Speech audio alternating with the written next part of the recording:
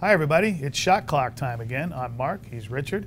And we're going to talk a little bit about that thrilling Diamondbacks win Monday night. So let's start the clock.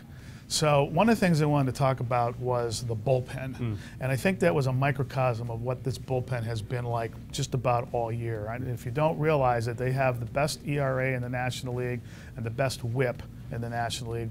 That's walks and hits per innings pitched.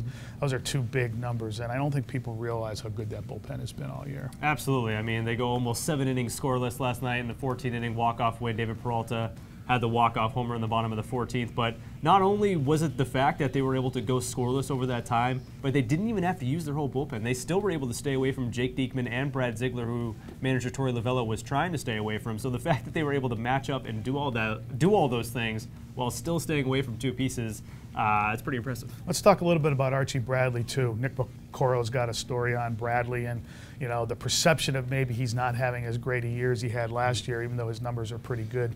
But he's had some big moments of, I'll call it failure for a lack of a better word. It's all or nothing in the relief game, isn't it?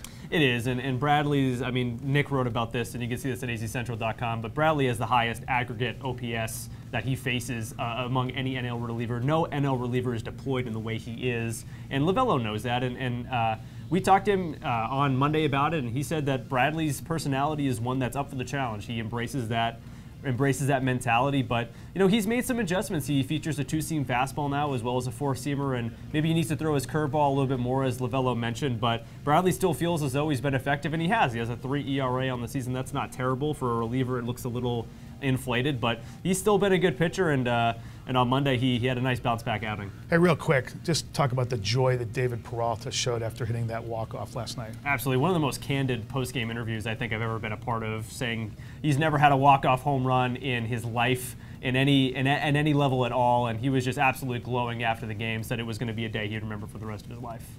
The shot clock has run out of time, unfortunately. Have a great day, everybody.